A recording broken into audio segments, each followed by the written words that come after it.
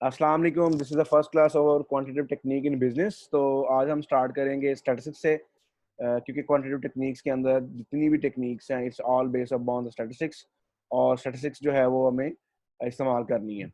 तो basically there are three kind of lies, is lies, demand lies and statistics. So ये Disraeli की quotation है, is all about the data manipulation and things. So this is quotation. सबसे पहले इसमें why study statistics, हम statistics को पढ़ते क्यों हैं, डिस्कस क्यों करते हैं, हम स्टैटिस्टिक्स को पढ़ते क्यों हैं। The basic thing is data is everywhere, data is everywhere and everything, because हर जगह पे कोई ऑब्जर्वेशन है, कोई इंफॉर्मेशन है, कोई टेक्निक है, तो it's all about data is everywhere, everywhere data is available है। उसका मतलब ये कि जो आप डाटा को एनालाइज करने के लिए, डिसीजन मेकिंग के लिए, या हमारी लाइफ में कोई डिसीजन मेकिंग को जो अफेक्ट करते हैं, that's belong to statistics techniques. इसमें ये भी मैटर नहीं करता कि आप किस प्रोफेशन से हैं, आप मैनेजर हैं, आप बैंक में काम करते हैं, आप कॉर्पोरेशन में काम करते हैं, आप टीचर हैं, आप रिसर्चर हैं, आप पुलिस में हैं, आप किसी भी प्रोफेशन में, एवरी वॉक ऑफ लाइफ के अंदर डजंट मैटर कि व्हाट कैरियर यू हैव, उसके अंदर क्या है, स्टैटिकल जो डेटा है, डिसीजन मेकिंग है, वो इन्वॉल्व है। और अंडरस्टैंडिंग ऑफ स्टैटिकल मेथड जो है हमें हेल्प करता है, जो डिसीजन की इफेक्टिवली हम इस्तेमाल कर सकते हैं। So in every walk of life, in every profession is a different application, इसकी एप्लीकेशन है। और उसके बाद सबसे पहले हमारे पास आता है जो स्टैटिस्टिक्स की एप्लीकेशन है बिजनेस वर्ल्ड के अंदर क्यों। As a student of business, हम बिजनेस के स्टूडेंट हैं, और हमें सिर्फ यही देखना है कि हमारे बिजनेस के अंदर इसकी एप्लीकेशन कहाँ कहाँ पे है। Number one, finance. फाइनेंस के अंदर क्या है कि हम कोरिलेशन निकालते हैं, एंड कोरिलेशन से मुराद ये है कि आप दो या दो से ज्यादा वेरिएबल का आपस में रिलेशनशिप निकालते हैं। रिग्रेशन क्या है, रिग्रेशन लाइन बेसिकली वो आप एक या एक से ज्यादा वेरिएबल का जो इम्पैक्ट है किसी एक वेरिएबल के ऊपर चेक करते हैं, यानी कि आपके पास इंडिपेंडेंट वेरिएबल्स होते हैं, आप उनका इम्पैक्ट चेक कर रहे होते हैं। जैसे आप कह सकते हैं कि stock market is a function of saving, investment behaviour and so on, there are many variable. तो आप इन्वेस्टमेंट बिहेवियर का इम्पैक्ट जो है वो स्टॉक मार्केट पे चेक कर रहे हैं, तो ये आपके घर बेसिकली रिग्रेशन के थ्रू करेंगे। इंडेक्स नंबर है बेसिकली, ये आपको हेल्प आउट करता है with respect to the base year, और कितना चेंज हुआ है, कितना इंक्रीज हुआ है। Just like in our country inflation, जैसे मेजर की जाती है कि आपका पिछले साल के निस्बत इस साल कितनी प्राइसेस बढ़ी हैं। एंड सिमिलरली आप जो फाइनेंस के अंदर भी देख सकते हैं कि स्टॉक वॉल्यूम या उनका कैश फ्लो, आपका वो इंडेक्स कितना बढ़ा है। And then we have a time series analysis, आप ओवर टाइम एनालिसिस करते हैं फाइनेंस के अंदर कि आपका जो कैश फ्लो ओवर टाइम क्या है, आपका वर्किंग कैपिटल ओवर टाइम क्या है, आपके फिक्स एसेट ओवर टाइम क्या है, आपका करंट एसेट ओवर टाइम क्या है, आपकी जो बिजनेस परफॉर्मेंस है वो ओवर टाइम क्या है। तो ये वो तमाम चीज़ें हैं जो कि हमें बताती हैं कि आप फाइनेंस में इसका इस्तेमाल कहाँ का करते हैं। And similarly we also have the use of statistics in marketing. Marketing के अंदर हाइपोथेसिस करते हैं, यानी कि आप देखना चाह रहे हैं कि एक कंज्यूमर है, आया कि वो न्यू प्रोडक्ट को खरीदेगा, या ये कंज्यूमर है ये ग्रीन प्रोडक्ट को खरीदेगा, या ये जो प्रोडक्ट है हमने नई प्रोडक्ट बनाई है, आया कि कंज्यूमर की बाइंग पावर में है या नहीं है। Then we have a hypothesis testing. Chi square test ये बताता है कि आपने कोई भी ऑब्जर्वेशन है कि आप, जैसे मैं कहता हूँ कि फॉर एग्जांपल मैंने एक न्यू प्रोडक्ट इंट्रोड्यूस करवाई है, और न्यू प्रोडक्ट जो है वो कस्टमर को पसंद है या नहीं पसंद है। सिमिलरली जैसे आपके पास डिफरेंट काइंड ऑफ जो ड्रिंक्स हैं, जैसे उसमें आपके पास स्प्राइट है, सेवन अप है, उसके आपके पास अदर ड्रिंक्स हैं, तो एक नया फ्लेवर इंट्रोड्यूस किया जाता है, मैंगो फ्लेवर, एप्पल फ्लेवर, और कस्टमर से चेक किया जाता है आया कि वो पसंद करेंगे या नहीं करेंगे। उसके बाद नॉन पैरामीटर स्टैटिस्टिक्स, इसमें क्या होता है, पैरामीटर नहीं होता। पैरामीटर क्या, हर वो चीज जो पॉपुलेशन के बारे में बताती है, उसके अलावा आप उसके एनालिसिस करते हैं, उसे नॉन पैरामीटर कहते हैं, और वो हम मार्केटिंग में इस्तेमाल करते हैं। देन पर्सनल आप इसको भी इस्तेमाल कर सकते हैं कि आपके रेट्स आएंगे नहीं आएंगे, अच्छे हैं नहीं अच्छे हैं, या डिफरेंट मेरी क्लास में मेल ज्यादा अच्छे परफॉर्म कर रहे हैं फीमेल, तो मैं ये हाइपोथेसिस टेस्ट कर सकता हूँ, और चेक कर सकता हूँ आया कि मेरी क्लास में ज्यादा समझ लड़कों को आ रही है या लड़कियों को आ रही है, या यूनिवर्सिटी ऑफ सियालकोट के स्टूडेंट क्या बिजनेस के स्टूडेंट ज्यादा परफॉर्म कर रहे हैं, कॉमर्स के स्टूडेंट ज्यादा परफॉर्म कर रहे हैं, तो इस तरीके से। And then we also have the use of statistics in operational management, operating management, तो उसमें भी हम इसका इस्तेमाल करते हैं। और ये वो एग्जाम्पल या वो टेक्निक जो चीज़ें हैं जो कि हम डिफरेंट बिजनेस वर्ल्ड के अंदर इस्तेमाल करते हैं, फाइनेंस में, मार्केटिंग में, पर्सनल एंड ऑपरेटिंग मैनेजमेंट में। इसके अलावा और भी बहुत सारी जगह पे हम इसको इस्तेमाल करते हैं। तो उसके बाद जो नेक्स्ट हम हमारे पास यहाँ पे क्या है, जो स्टैटिस्टिक्स है क्या? In last class we have discussed statistics is basically the combination of four words, the C, P, A and I. C for collection of data, P for presentation of data, A for analysis of data and I for interpretation of data. So how can we define it? इसको हम define कैसे कर सकते हैं? Statistics जो है वो science of collecting, organizing, presenting and analyzing and interpreting data. क्यों करते हैं सारा काम? To assist in a making of a more effective decision making. Effective decision making के लिए हम उसको इस्तेमाल करते हैं. अब स्टैटिस्टिक एनालिसिस क्या होता है? स्टैटिस्टिक एनालिसिस क्या है? बेसिकली आप चीज़ों को समराइज करते हैं और उसके अलावा डाटा को इन्वेस्टिगेट करते हैं, ग्राफिकल एनालिसिस करते हैं या उसके ऊपर जो कोई भी न्यूमेरिकल एनालिसिस करते हैं, जैसा हमने बताया कोरिलेशन है, मेजर ऑफ टेंडेंसी है, मीन मीडियन मोड है, या वेरिएंस निकालते हैं, या आप उसकी डाटा को रेंज निकालते हैं to make the effective decision making. तो उसके लिए हम इसको यूज करते हैं स्टैटिस्टिक एनालिसिस को. स्टैटिस्टिक्स बेसिकली ये क्या है? बज़ाहिर तौर पे क्या है? नंबर ऑफ जो बंचेस हैं, मतलब आपके पास नंबर है, बहुत सारे नंबर हैं और उनको आपने देखना है और देखना है क्या हो रहा है. तो basically you are trying to do bunch of numbering looking for a fight in statistics. तो आपके पास बहुत सारे नंबर्स हैं, उनको आपने देखना है और try to conclude some good results. उसमें से कुछ अच्छा रिजल्ट निकालना है और मीनिंगफुल रिजल्ट निकालना है ताकि उसको हम इस्तेमाल कर सकें. उसके बाद स्टैटिस्टिक्स की टाइप्स क्या? बेसिक स्टैटिस्टिक्स की दो टाइप्स हैं, एक डिस्क्रिप्टिव स्टैटिस्टिक्स है और एक इन्फ्रेंशियल है. डिस्क्रिप्टिव स्टैटिस्टिक्स डिस्क्राइब से निकला है. डिस्क्रिप्टिव इसका मतलब है एक्सप्लेन करना, जो डाटा के बारे में इंफॉर्मेशन होगी उसको एक्सप्लेन करेगी. यानी कैसे एक्सप्लेन करेगी? वो डाटा को ऑर्गेनाइज करके वो एक्सप्लेन कर लेगी, समराइज करके, ग्राफ बना के, या किसी भी तरीके से डाटा को डिस्क्राइब करे, उसको हम कहते हैं डिस्क्रिप्टिव स्टैटिस्टिक्स है. इसके अंदर हम कोई कंक्लूजन, कोई रिजल्ट नहीं निकालते, इसमें सिर्फ जो डाटा है उस डाटा को एक्सप्लेन करते हैं through graph, through chart, through table, any kind of form of analysis हम उस पर करते हैं जो कि डाटा को रिप्रेजेंट करता है, जिससे आप देखें.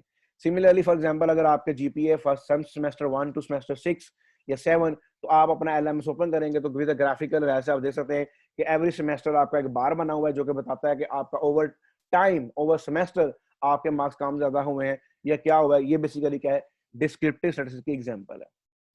इसी तरीके से आगे इन्फ्रेंशियल स्टैटिस्टिक्स क्या होती है? ये बेसिकली आप को पॉपुलेशन के बारे में हम सैंपल लेते हैं, सैंपल लेने के बाद को कंक्लूड करते हैं, कोई रिजल्ट निकालते हैं, कोई नतीजा निकालते हैं, उसके लिए हम यूज करते हैं. ये बेसिकली क्या है? इन्फ्रेंशियल स्टैटिस्टिक्स है. इन्फ्रेंशियल स्टैटिस्टिक्स में दो चीजें होती हैं कि पॉपुलेशन है, हमारा टारगेट ग्रुप है, टारगेट इंडिविजुअल ऑब्जेक्ट्स हैं, और जो सैंपल क्या है उसका सब part portion of that. For example, अगर मैं इंटरेस्टेड हूं कि गाड़ियां गाड़ियों के अंदर कौन सी गाड़ी अच्छी है, कौन सी गाड़ी जो एफिशिएंट है, फ्यूल एफिशिएंट है, इकोनॉमिकल है प्राइसेस के लिहाज से, तो बेसिकली इसमें जो मेरी पॉपुलेशन होगी, total number of cars in a Sialkot is a population, और उसमें से जितनी गाड़ियों को मैं सिलेक्ट करूंगा वो मेरी क्या सैंपल होंगी. सिमिलरली अगर आप इसी तरीके से देखना चाह रहे हैं कि जो फूड बिजनेस है उनमें सबसे ज्यादा क्या चीज बिक रही है, जो फूड बिजनेस जितने भी होंगे वो सारे के सारे आपकी पॉपुलेशन है, और जो रेस्टोरेंट या जो बिजनेस आप विजिट करेंगे डेटा कलेक्ट करने के लिए वो उनके सैंपल है. इस तरीके से अगर मैं इंटरेस्टेड हूं कि जो कॉमर्स के स्टूडेंट्स हैं और उनकी जो एनालिटिकल अप्रोच या अंडरस्टैंडिंग या लर्निंग क्या है, तो इसका मतलब ये मेरा जो कंसर्न है कॉमर्स के स्टूडेंट है, कॉमर्स के स्टूडेंट जितने भी होंगे वो पॉपुलेशन है, और उसमें से जो सैंपल जितना भी मैं डाटा कलेक्ट करूंगा उनका सब पार्ट वो क्या सैंपल है. सैंपल क्या होता है? Basically representative part of population होता है. तो ये इसके नतीजे में हम क्या करते हैं? नतीजा को कंक्लूड करते हैं बेस्ट डिसीजन मेकिंग के लिए. इसको हम बोलते हैं इन्फ्रेंशियल स्टैटिस्टिक्स. डिस्क्रिप्टिव स्टैटिस्टिक्स क्या होती है? डाटा को एक्सप्लेन करती है. इन्फ्रेंशियल स्टैटिस्टिक्स क्या होती है? ये डाटे में हम रिजल्ट निकालते हैं, डाटा के बारे में इंफॉर्मेशन निकालते हैं. Just like here we have example sample and population. जैसे कि मेरे पास यहाँ पे नंबर ऑफ कार्स हैं, तो मैं कहता हूँ मेरे पास जो नंबर ऑफ कार्स है, जितनी भी नंबर ऑफ कार्स हैं वो सारी क्या मेरे पास क्या है? पॉपुलेशन है. और उनमें से मैंने कुछ कार्स जो है वो सिलेक्ट किए हैं, वो क्या है मेरे पास? सैंपल है. अब sampling, there are different method. Sampling के मेथड है वो हम डिटेल में आगे पढ़ेंगे, जिसमें उसमें सिंपल रैंडम सैम्पलिंग है, नॉन रैंडम सैम्पलिंग है, उसमें स्ट्रैटिफाइड सैम्पलिंग है, सिस्टमैटिक सैम्पलिंग है, क्लस्टर सैम्पलिंग है. ये चार टाइप्स हैं सिंपल रैंडम सैम्पलिंग की.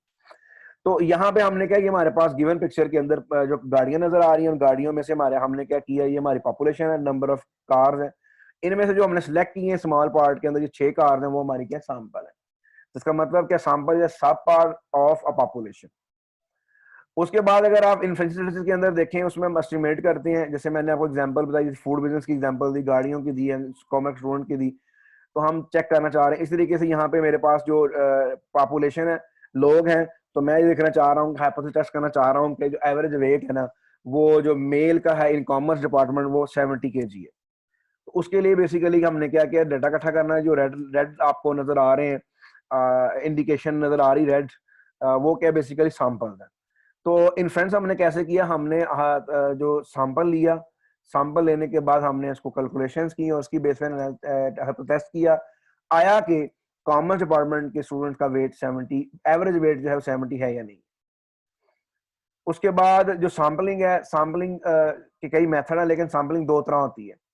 एक सैम्पलिंग होती है विद रिप्लेसमेंट, एक होती है विदाउट रिप्लेसमेंट।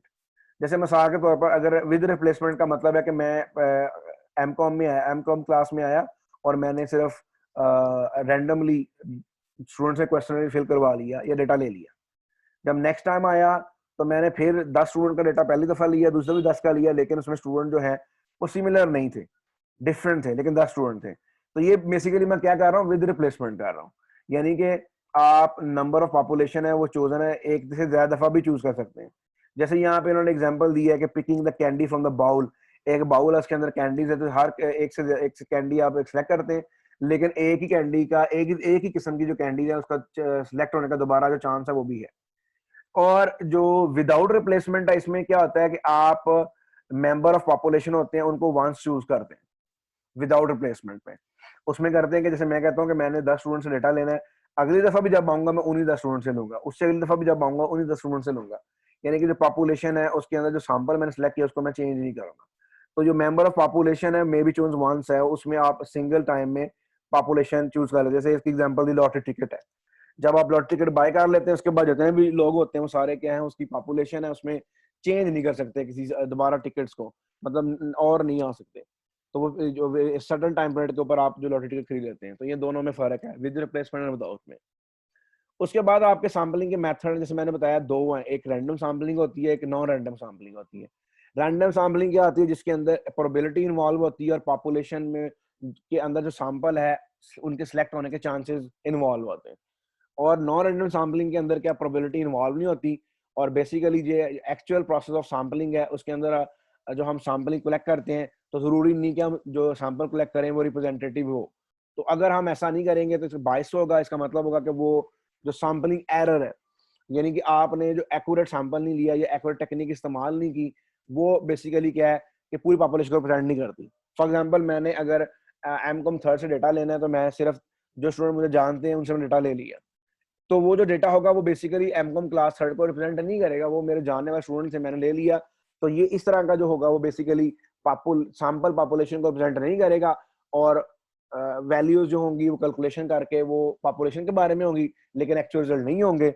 वो बेसिकली हम इसे बोलते हैं सैम्पलिंग एरर है। एक्चुअल प्रोसेस ऑफ सैम्पलिंग का सैम्पलिंग एरर है। तो ये इसमें हम क्या कहते हैं डिफेक्टिव काउंटिंग भी इसको बोलते हैं, जो सैम्पलिंग एरर के अंदर आती है। उसके बाद रैंडम सैम्पलिंग के अंदर चार टाइप्स हैं बेटा। नंबर 1 है सिंपल रैंडम सैम्पलिंग, नंबर 2 है स्ट्रैटिफाइड सैम्पलिंग, नंबर 3 है क्लस्टर सैम्पलिंग, नंबर 4 है systematic sampling. Simple random sampling के अंदर क्या होता है कि हर एक इंडिविजुअल के सिलेक्ट होने की इक्वल चांस है। यानी कि अगर आप नंबर ऑफ कार्स, मैंने बताया कि आपका सैंपल है, तो हर गाड़ी के सिलेक्ट होने के इक्वल चांस है। तो वो क्या सिंपल रैंडम सैम्पलिंग है। स्ट्रैटिफाइड सैम्पलिंग के अंदर क्या होता है कि आप उनको ग्रुप्स बना लेते हैं, स्टेटा बना लेते हैं, उसके बाद आप उनसे डेटा लेते हैं। मिसाल के तौर पर I am interested to take data from the leather industry. Sialkot के लेदर इंडस्ट्री जो है वो डिफरेंट प्लेसेस के अंदर है, तो जिस जगह पे लेदर इंडस्ट्री ज्यादा है उसको मैं कहूँगा ये वाला ये एक स्टेटा है, एक पार्ट है। और जिस जगह अनदर जिस जगह सियालकोट के अंदर लेदर इंडस्ट्रीज है मैं उनको एज स्टेटा काउंट कर लूंगा। फिर मैं हर एक जगह से इक्वली नंबर ऑफ जो रेस्पोंडेंट है उनसे डेटा ले लूंगा। तो ये बेसिकली क्या स्ट्रैटिफाइड सैम्पलिंग है। और क्लस्टर सैम्पलिंग के अंदर क्या है, जैसे कि अगर मैं टेक्सटाइल इंडस्ट्री का डेटा लेना चाहता हूँ तो टेक्सटाइल इंडस्ट्री जो है वो फैसलाबाद में, और फैसलाबाद में किसी जगह पे बहुत सारी फॉर्म्स इकट्ठी हैं, किसी जगह पे कम है।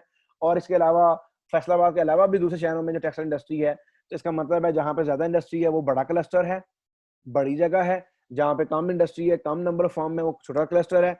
एंड सिमिलरली लेदर इंडस्ट्री के लिहाज से भी है, जैसे सियालकोट के अंदर जो जिस जगह पे काफी सारी लेदर इंडस्ट्री है वो बड़ा क्लस्टर है, जिस जगह पे एक छोटी काम है वो छोटा क्लस्टर है। सिमिलरली सियालकोट के अंदर सर्जिकल इंस्ट्रूमेंट्स भी है, तो सर्जिकल इंस्ट्रूमेंट अगर एक स्पेसिफिक प्लेस पे ज्यादा इंडस्ट्रीज है वो बड़ा क्लस्टर है, और इस तरीके से जितना बड़ा क्लस्टर होगा आप क्लस्टर के लिहाज से उनसे डेटा इकट्ठा करेंगे। फॉर एग्जांपल एक जगह पे 20 इंडस्ट्रीज हैं, एक जगह पे 10 इंडस्ट्रीज हैं, 20 इंडस्ट्रीज हैं, टोटल सैंपल का वो बनता है 66%। कैसे? 20 इंडस्ट्री एक जगह है, 10 इंडस्ट्री एक जगह है, टोटल 30 होगी, और 20/30 इज 66%। इसका मतलब है आपने 100 में से 66 जो डेटा है वो आपने बड़े क्लस्टर से लेना है, और जो रिमेनिंग जो है 44 डेटा है वो आपने छोटे क्लस्टर से लेना है। सिस्टमैटिक सैम्पलिंग क्या होती है? इसमें आप एक ऑर्डर डिफाइन कर लेते हैं और एन पीस डेटा लेते हैं। जैसे इसका एग्जांपल है कि जो मर्दमशुमारी करते हैं या जो सर्वे करते हैं गवर्नमेंट, हर थर्ड घर से, हर फोर्थ घर से, या हर गली के दूसरे घर से डेटा लेते हैं। जैसे अगर मैंने डेटा लेना है, मैं आता हूँ क्लास में, किसी भी क्लास में, तो मैं डिसाइड करता हूँ कि हर सेकंड चेयर पे जो बैठा होगा उससे मैं डेटा लूंगा, हर रो का हर सेकंड स्टूडेंट। तो ये बेसिकली मैं रूल डिफाइन कर लिया और सिस्टमेटिकली हर सेकंड चेयर से डेटा लेता रहा, तो इसको बोलते हैं सिस्टमेटिक सैम्पलिंग। उसके बाद डिस्क्रिप्टिव स्टैट्स है। सबसे पहला काम, डेटा कलेक्ट करते हैं, सर्वे करते हैं, करने के बाद आप डेटा को प्रेजेंट कैसे करेंगे? यानी कि आपने डेटा इकट्ठा किया, आपने इंटरेस्टेड हैं कि कौन कौन से फैक्टर हैं जो कि स्टूडेंट्स की फास्ट फूड की लाइकिंग डिसलाइकिंग को रिप्रेजेंट करते हैं, या कौन कौन से फैक्टर हैं जो कि कंज्यूमर परचेज अटेंशन है उसको बढ़ाते हैं, या कौन कौन से फैक्टर हैं जो जो फर्म की आउटपुट है उसको सेल को इंक्रीज करने में कारआमद है। तो उसके लिए फिर आप क्या करेंगे? डेटा इकट्ठा कर लिया आपने, कस्टमर से क्वेश्चन फिल करवा लिया, उसके बाद आप उसको क्या करेंगे? रिप्रेजेंट करेंगे। कैसे? टेबल में प्रेजेंट करेंगे, ग्राफ में रिप्रेजेंट करेंगे, या आप उसको समराइज करेंगे, सैंपल का मीन लेंगे।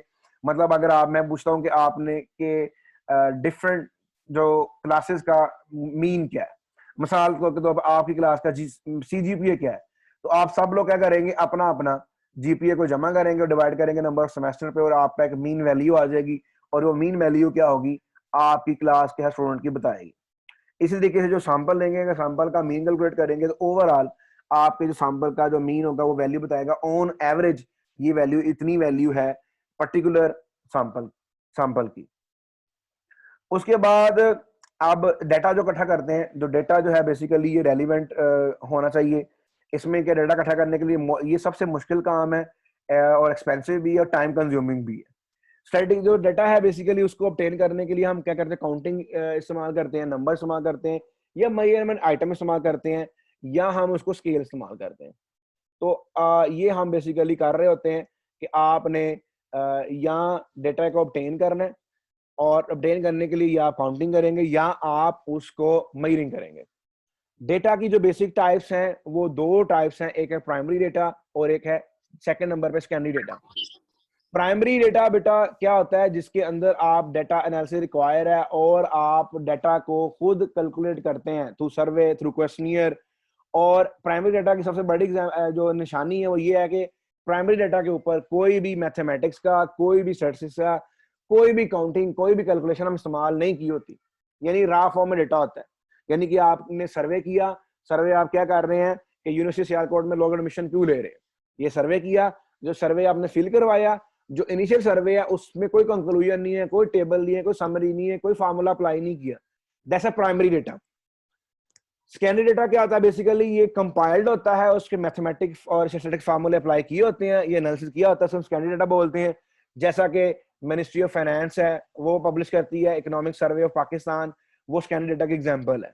इसी तरीके से जो पॉपुलेशन स्टैटिस्टिक्स ब्यूरो है, या फेडरल ब्यूरो स्टैटिस्टिक्स है, या कोई भी बैंक है, कोई भी कंपनी है जो अपनी पब्लिश रिपोर्ट पब्लिश करती है एनुअली या क्वार्टरली, वो जो हमें बताते हैं नंबर्स, वो बेसिकली क्या है? जो रिपोर्ट है सेकेंडरी डेटा है। क्यों? वो डेटा खुद उन्होंने कलेक्ट किया है, उसको कंपाइल किया है, कंपाइल करने के बाद हमें दिया है। तो जिस डेटा के ऊपर कोई भी मैथमेटिक्स का, स्टैट्स का कोई भी फार्मूला कैलकुलेशन इस्तेमाल की गई, वो प्राइमरी डेटा, ना इस्तेमाल की गई वो प्राइमरी डेटा है, और अगर इस्तेमाल की गई हो तो वो सेकेंडरी डेटा है। उसके बाद नेक्स्ट जो कॉन्सेप्ट है is very easy concept, that's variable. Variable क्या होता है? वेरिएबल इसका लफ्जी मतलब भी क्या होता है? हर वो चीज जो तब्दील होती है, जो चेंज कर सकती है। और हम वेरिएबल को स्टैटिस्टिक्स में या बिजनेस के अंदर या रिसर्च में इस्तेमाल करते हैं। तो वेरिएबल का मतलब क्या है? ऐसा सिंबल जो डिफरेंट वैल्यू अज्यूम कर सकता है।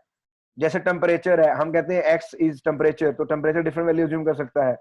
या मैं कहता हूं कि एक्स इज मार्क्स, तो मार्क्स, डिफरेंट मार्क्स हो सकते हैं। तो इसका मतलब हमारा इंटरेस्ट की जो आइटम होती है वो डिफरेंट वैल्यू जो ज्यूम कर सकती है, उसे हम वेरिएबल बोलते हैं। कांस्टेंट क्या होता है? वो ऐसा नंबर है, ऐसी न्यूमेरिकल वैल्यू जो फिक्स है। जैसा कि जो नंबर ऑफ सेमेस्टर है वो आपके 8 है, वो हमने स्पेसिफाई फिक्स कर दिए, 8 सेमेस्टर हैं आपके बीएस के। या आप कहते हैं कि जो अगर आप CGPA 2 लेंगे तो आपको डिग्री मिलेगी, 2 है CGPA फिक्स वैल्यू है, आप 2 लेंगे, ज्यादा लेंगे तो अल्टीमेटली आपको डिग्री मिलेगी। इन अदर वर्ड में कांस्टेंट जो वेरी नहीं करता, तो वो फिक्स है, उसको हम कांस्टेंट बोलते हैं। जैसे 3 है, 3 नंबर 3 ही है, 3 कम ज्यादा नहीं होगा। उसके बाद हमारे पास क्या है? डेटा की फर्दर टाइप है विद रिस्पेक्ट टू क्वालिटी। पहले हमने डेटा की जो टाइप्स पढ़ी, प्राइमरी एंड सेकेंडरी, वो थी डेटा कलेक्शन के लिहाज से। यहाँ पे जो डेटा हमारे पास है, ये डेटा क्या है? इसकी क्वालिटेटिव है या क्वांटिटेटिव है। क्वालिटेटिव का मतलब ये होता है कि एट्रीब्यूट्स को शो करे, जो क्वालिटीज को शो करे, जैसा कि हेयर कलर है, एथनिक ग्रुप है, मेल है, फीमेल है, या कोई भी एट्रीब्यूट्स जो क्वालिटीज को शो करे, वो डेटा बेसिकली क्या है? क्वालिटेटिव है या कैटेगोरिकल है। ठीक है। इस तरीके से क्वांटिटेटिव डेटा कौन सा होता है? ऐसा डेटा जिसको नंबर में, ये कोई मेजरिंग स्केल हो जिसको हम मेजर कर सकते हैं। जैसे हम डिस्टेंस को मेजर करते हैं किलोमीटर में, जैसे हम हमारे पास पेट्रोल है, उसको मेजर करते हैं लीटर में। इसी तरीके से अगर फाइनेंस की बात करें तो हम स्टॉक मार्केट को मेजर करते हैं के एस इंडेक्स में, और उसके अलावा मार्केट कैपिटलाइजेशन में। अगर हम स्टूडेंट किसी यूनिवर्सिटी की स्ट्रेंथ मेजर करते हैं, कहते हैं नंबर ऑफ स्टूडेंट्स कितने उसमें। इसी तरीके से फर्म का अगर बिजनेस परफॉर्मेंस देखते हैं तो उसका टोटल एसेट्स देखते हैं, टोटल एसेट परफॉर्मेंस देखते हैं कितनी है। तो ये डाटा जो है क्वांटिटेटिव डाटा है। उसके बाद आपके पास जो क्वालिटेटिव डाटा है उसकी आगे फर्दर टाइप्स हैं। मतलब एक डाटा होता है, इसमें 2 कैटेगरीज होती हैं, उसको हम बोलते हैं डाइकोटोमस या बाइनरी डाटा उसे बोलते हैं। और एक डाटा जिसकी ज्यादा टाइप्स होती हैं, ज्यादा काइंड्स होती हैं। जैसे मिसाल के तौर पर अगर मैं बोलूंगा जेंडर, जेंडर मेल होगा या फीमेल है, तो 2 कैटेगरीज हैं। इस तरीके से अगर मैं कहूंगा असाइनमेंट जमा करवाई है, यस और नो, तो ये भी डाई का मतलब 2 होता है, कोटोमस का मतलब कैटेगरीज है, 2 कैटेगोरिकल वेरिएबल है, 2 कैटेगरीज हैं। ये बाइनरी नंबर है। इसका अगर आपसे पूछता हूँ कि आपने एग्जाम दिया या नहीं दिया, तो ये भी आपका कैटेगोरिकल वेरिएबल है, बाइनरी है।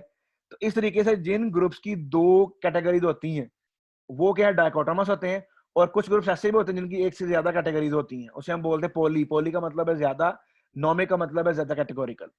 मिसाल के तौर पर अगर मैं कहता हूँ कि आप कैटेगरी देता हूँ, आपने असाइनमेंट दी है, जमा करवा दी है, नई सबमिट करवाई है, और या इन प्रोसेस है, तो ये 3 कैटेगरीज होगी। इसी तरीके से अगर आप स्कूल की बात करें, प्राइमरी है, सेकेंडरी है, हाई है, यूनिवर्सिटी है, इसकी 3 कैटेगरीज होगी। इसी तरीके से अगर मैं आपसे पूछता हूँ कि आपने ये पर्टिकुलर प्रोडक्ट खरीदी है, नहीं खरीदी है, या इंटरेस्टेड है खरीदने में, तो ये 3 कैटेगरीज है। इसका मतलब होगा जब डेटा की क्वालिटीज हो और उसमें 2 कैटेगरीज को डाइकोटोमस या बाइनरी वेरिएबल बोलते हैं। अगर उस डाटा की ज्यादा कैटेगरीज हो, ज्यादा उस वेरिएबल ज्यादा कैटेगरीज हम पॉलिनोमिक बोलते हैं। ये क्वालिटेटिव डाटा के अंदर है। ज्यादा कैटेगरीज हो तो पॉलिनोमिक, 2 कैटेगरी हो डाइकोटोमस या डाइकोटोमी या बाइनरी।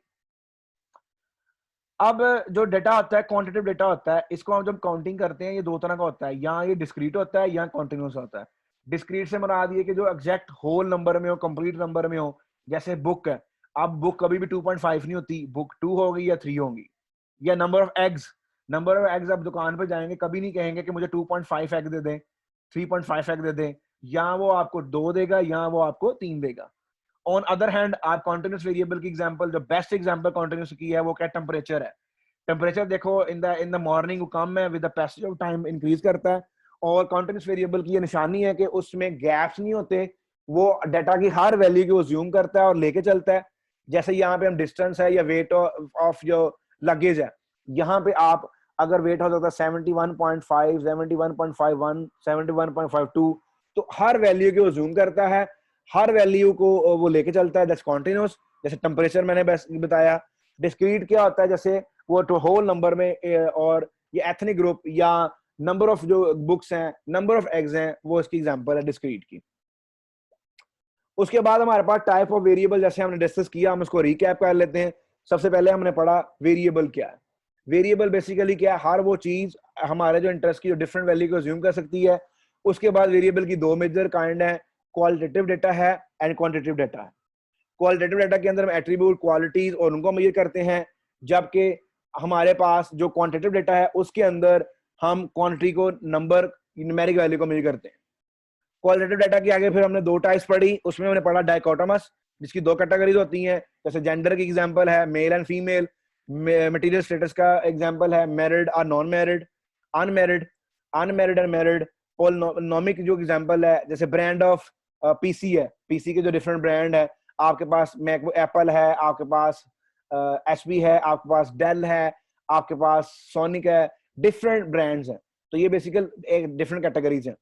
हेयर कलर है, वाइट है, ब्लैक है, ब्राउन है, ग्रीनिश है, ग्रे है, तो डिफरेंट कलर्स हैं। तो इसकी एक से ज्यादा कैटेगरीज है। तो ये इसकी पॉलिनोमिक की एग्जांपल है। उसके बाद क्वांटिटेटिव के अंदर मैंने एग्जांपल बताई कि दो सी कैटेगरीज हैं, डिस्क्रीट और कॉन्टिन्यूस। डिस्क्रीट क्या होगा कि आपके पास जो डाटा होगा होल नंबर में होगा, जैसे यहाँ पे स्ट्रोक ऑन हॉल गोल्फ, या number of balls, number of children in a family, number of books, number of eggs, ये जो एग्जांपल्स हैं ये डिस्क्रीट की हैं। और जो कॉन्टिन्यूस है, कॉन्टिन्यूस के अंदर क्या है, आप each and every value zoom करते हैं, जैसे amount of tax income paid है, वेट ऑफ स्टूडेंट है, temperature is a big best example of the continuous data है। तो ये मैंने रिकैप किया कि हमने जो टाइप्स ऑफ वेरिएबल पढ़े। उसके बाद हमारे पास जो नेक्स्ट है वो है न्यूमेरिकल, जो इनको मेजर करते हैं, यानी कि जो हम इनको मेजर करते हैं। मेजर करने से मुराद ये है कि आप डाटा जो आपने मेजर करना है किसी स्केल पे, तो उसके लिए चार स्केल है। उसमें सबसे पहले हमारे पास नॉमिनल स्केल है, सेकंड नंबर पे हमारे पास ऑर्डिनल स्केल है, थर्ड नंबर पे हमारे इंटरवल स्केल है, और लास्टली रेशियो स्केल है। नॉमिनल स्केल होता है बाय नेम, इसको हम कहते हैं कैटेगरी के लिए आज से ऑब्जर्व करते हैं, रिकॉर्ड करते हैं, इसमें लॉजिक नहीं होती, इसमें कोई पर्टिकुलर रिलेशनशिप नहीं होता, और इसमें हम जो ऑब्जेक्ट हैं उसको म्यूचुअली एक्सक्लूसिव ले लेते हैं। और इसके अंदर क्या है, बाय नेम होता है नॉमिनल, जैसे जेंडर है बाय नेम है, और उसके अंदर आप उसको मेजर करते हैं। इसमें कोई खास लॉजिक नहीं होती, इसमें कोई खास लॉजिक नहीं होती, और ना कोई ऑर्डर होता है, इसको हम बोलते हैं नॉमिनल स्केल। जैसे मैंने जेंडर की एग्जांपल दी है। ऑर्डिनल स्केल है, जैसे इसमें बताया, इसमें हम कंपैरिजन करते हैं, आप एक से ज्यादा इंफॉर्मेशन लेते हैं, इसमें हम ऑर्डर करते हैं। जैसे इसमें हम कहते हैं first position, second position, third position. Rating है, ये ऑर्डिनल स्केल है, यानी कि आप जैसे मेजर करना चाह रहे हैं किसी भी प्रोडक्ट की परफॉर्मेंस, तो कस्टमर से पूछते हैं आपने इसको लाइक किया, डिसलाइक किया या न्यूट्रल है। तो ये थ्री कैटेगरीज हैं। तो ये आपका बेसिकली क्या ऑर्डिनल स्केल, आप उसको रैंक कर रहे हैं, लाइक किया, नहीं लाइक किया, या उसको डिफरेंट इन बिटवीन। इस तरह रेटिंग जो है, आप कहते हैं कि ये प्रोडक्ट आपने इस्तेमाल की, प्रोडक्ट ये एक्सीलेंट है, गुड है, फेयर है, पुअर है। तो इस तरह टीचिंग की एग्जांपल है, अगर टीचिंग आप किसी टीचर के बारे में रेट करते हैं, टीचिंग अच्छी, एक्सीलेंट है, गुड है, फेयर है, पुअर है, तो ये जो रेटिंग के लिहाज से कैटेगरीज होती है, हम बोलते हैं ऑर्डिनल स्केल। उसके बाद जो नॉमिनल स्केल, बाय नेम बता दिया, बाय नेम उसको मेजर कर लेते हैं, जैसे मैंने बताया जेंडर है, उसमें कोई लॉजिक कोई चीज नहीं होती। ऑर्डिनल स्केल के अंदर आप स्मॉलर एंड ग्रेटर और इसकी डिस्टिंग्विश करते हैं और रेटिंग करते हैं। उसके बाद कुछ वेरिएबल्स हैं जिनको हम इंटरवल में मेजर कर सकते हैं, उसको हम सिंगल वैल्यू में मेजर नहीं कर सकते, उसको इंटरवल स्केल बोलते हैं। जैसे गाड़ी की स्पीड है, गाड़ी की जो स्पीड है वो हम कहते हैं मोटरवे के अंदर आपने जो LTV है वो 100 तक है, 0 से 100 तक वो स्पीड उसकी है। या टेम्परेचर जो है, टेम्परेचर वो कभी भी आपको एग्जैक्ट नंबर नहीं बताएंगे कि आप इतना टेम्परेचर सारा दिन रहेगा, वो बताएंगे कम से कम इतना और ज्यादा से ज्यादा इतना। या जैसे टेम्परेचर बताते हैं कम से कम 6 सेंटीग्रेड और ज्यादा से ज्यादा 20 सेंटीग्रेड, तो वो रेंज बताएंगे। इस तरह के जो वेरिएबल को मेजर कर जो होता है वो बेसिकली इंटरवल स्केल के अंदर होते हैं, जिसमें हमें क्या आता है कि आपको सिंगल वैल्यू मेजर नहीं कर सकते, एक रेंज वैल्यू गिवन होती है, और इस तरह के वेरिएबल को मेजर करने के लिए हम इंटरवल बोलते हैं। या हम जैसे हम कैटेगरी बनाते हैं, मैं कहता हूँ कि जिन लोगों के मार्क्स 10 से 20 है वो एक ग्रुप में हो जाए, जिन लोगों के मार्क्स 21 से 40 है वो एक ग्रुप में हो जाए। तो जो इस तरीके से भी डेटा होगा वो भी आपका इंटरवल स्केल में होगा। जैसे अगर आप क्लास बना लेते हैं, ऐसे स्टूडेंट्स हैं जो कि A ग्रेड्स वाले, B ग्रेड्स वाले, C ग्रेड्स वाले। अब A ग्रेड्स कहाँ स्टार्ट होता है, हम कहते हैं जिनके 80 से 90 तक मार्क्स हैं वो A ग्रेड है, जिनके 70 से 80 हैं उनका B है, इस तरीके सो ऑन। तो ये बेसिकली क्या इंटरवल दे दिया, इस इंटरवल के दरमियान जो भी लाइक करेगा उसका ये ग्रेड होगा, एंड वो इंटरवल हम मेजरमेंट होती है। लास्ट रेशियो मेजरमेंट है। रेशो मेजरमेंट है, ये भी आप जो न्यूमेरिकल वैल्यू कंसिस्टेंट होती है, ये नॉन आर्बिट्रेरी 0 पॉइंट होता है। जैसा कि एग्जांपल देते हैं आपको, मैं कहता हूं कि अगर क्लास का रिजल्ट निकालना है, number of pass student divide by total student, ये सक्सेस रेट, ये पास ऑफ स्टूडेंट होगा। Number of fail student divide by total student, ये फेल होगा, कितनी परसेंटेज फेल है उस टीचर की या उस क्लास में, परफॉर्मेंस है, ये भी रेशो है। इस तरीके से मैं कहता हूँ क्लास के अंदर मेल टू फीमेल या फीमेल टू मेल रेशो कितनी है, तो number of females divide by male, तो ये रेशो निकल आएगी। या मैं कहता हूँ मेल टू क्लास में क्या रेशो है, तो number of male student divide by total number of student, तो ये आपको रेशो देगी।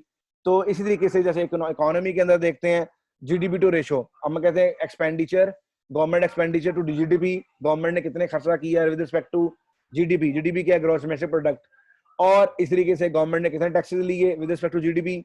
तो इस तरीके से जो हम डेटा इकट्ठा करते हैं, जो मीनिंगफुल इस्तेमाल करते हैं, वो रेशो स्केल होता है। जैसे मैंने जो अभी कपल ऑफ एग्जांपल्स दी आपको समझाने के लिए। Let's recap, nominal by name, no logic, non relationship, ordinal के अंदर ऑर्डर और greater value, less value, quality, ranking होती है। इंटरवल के अंदर सेट ऑफ वैल्यू है जिसके अंदर आप मेजर करते हैं, जैसे मैंने टेम्परेचर बताया। रेशो के अंदर डिफरेंट रेशो, डिफरेंट दो वैल्यूज, दो न्यूमेरिकल वैल्यूज को कैलकुलेट करते हैं जो कि मीनिंगफुल रिजल्ट के लिए हम इस्तेमाल करते हैं, वो रेशो स्केल। उसके बाद हमारे पास यहाँ पे अब इज अ वेरी फनी आपके लिए पिक्चर है कि I don't know how to do statistics but it doesn't matter because I don't have data. अब इसका मतलब यहाँ पे क्या है, जैसे हमने वेरी बिगिनिंग स्टार्ट किया, डेटा इज एवरीवेयर, तो उस यहाँ पे जो जो आपके पिक्चर दिखाई गई, पिक्चर के अंदर वो कह रहा है कि मुझे स्टैट्स को जानने की कोई परवाह नहीं क्योंकि मेरे पास डेटा नहीं है। तो इसका मतलब क्या है कि जो data is necessary to do analysis, statistical analysis, data is a first step. उसके बाद डेटा प्रेजेंटेशन है। अब डेटा प्रेजेंटेशन के अंदर यहाँ पे question is set LS whether you can make words meaning so many different things. तो ये पिछली जो पिक्चर उसके लिहाज से है, और उसके अंदर the question is said Humpty Dumpty which has to be matter master all. तो ये कोटेशंस है, इसका मतलब ये कि data you need it to represent it. उसके बाद आगे हमारे पास यहाँ पे आता है न्यूमेरिकल रिप्रेजेंटेशन क्वालिटेटिव डेटा। दो तरह का डेटा हमने पढ़ा, एक डेटा पढ़ा क्वांटिटेटिव, एक पढ़ा क्वालिटेटिव। जो क्वालिटेटिव डेटा होता है हमारे पास, उसको हम पिवट टेबल के जरिए रिप्रेजेंट करते हैं, यानी कि उसमें क्या होता है, टू वे टेबल होता है और with respect to dichotomous statistical attribute होते हैं, यानी कि आपके जो रोज वाइज एक एट्रीब्यूट है और कॉलम वाइज आपका एक एट्रीब्यूट है, यानी कि आपके पास दो एट्रीब्यूट्स है, उनका डेटा बनाते हैं। कॉन्टीजेंटी टेबल क्या होता है इसमें, जिसमें बहुत सारे एट्रीब्यूट सिंगल टाइम में, यानी कि आप अगर सिर्फ कह रहे हैं कि आप बताएं कि मेल कितने और फीमेल के मार्क्स एवरेज, अगर ये इन दोनों का टेबल कंबाइन बनाएंगे वो पिवट टेबल होगा।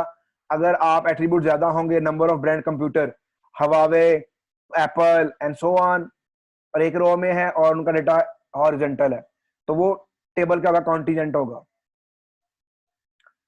उसके बाद है frequency distribution and numerical. Frequency distribution कहते हैं जब हम डेटा को नंबर ऑफ वैल्यूज को, कैटेगरीज को फ्रीक्वेंसी बना लेते हैं, काउंट कर लेते हैं, कितने ए ग्रेड है, कितने बी ग्रेड है, कितने सी ग्रेड है, काउंट कर लेते हैं, तो वो भी, और काउंट करने के बाद उसका जो टेबल बनाते हैं उसको हम बोलते हैं फ्रीक्वेंसी डिस्ट्रीब्यूशन है।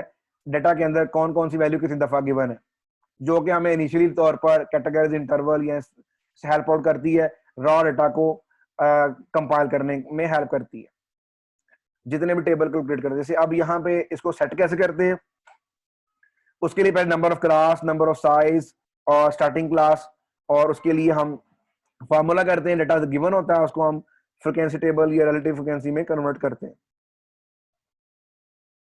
तो एब्सोल्यूट हिस्टोग्राम, एब्सोल्यूट हिस्टोग्राम क्या आती है, जब आप डेटा को इकट्ठा कर लेते हैं, इकट्ठा करने के बाद आप उसको बार ग्राफ में शो कर लेते हैं, वो आपकी हिस्टोग्राम है। रिलेटिव फ्रीक्वेंसी क्या आती है, frequency with respect to one category to other category, यानी कि एक कैटेगरी की फ्रीक्वेंसी दूसरी कैटेगरी के लिए आज से क्या वो आपकी रिलेटिव फ्रीक्वेंसी है। क्यूमुलेटिव फ्रीक्वेंसी क्या होती है, जो आप पहले कैटेगरी में सपोज 2 लोग हैं, दूसरी कैटेगरी में 3 लोग हैं, तो क्यूमुलेटिव फ्रीक्वेंसी 5 होगी। और रिलेटिव फ्रीक्वेंसी क्या होगी कि आपकी एक क्लास की लिहाज से दूसरी क्लास में कितनी क्यूमुलेटिव फ्रीक्वेंसी है। चार्ट्स एंड ग्राफ्स हैं, और ये गुड रिप्रेजेंटेशन है, पिक्चर्स हैं जिनको हम शो करते हैं ग्राफिकल रिप्रेजेंटेशन के अंदर। जैसा कि हिस्टोग्राम है, हिस्टोग्राम ये ऐसी होती है कि आपका डेटा गिवन होगा और नंबर ऑफ इनकम है ओवर इन डॉलर्स है और फ्रिक्वेंसी है। 5 लोग हैं, उनकी इनकम $20 से $30 है, जो उसके अलावा तकरीबन ऑलमोस्ट 70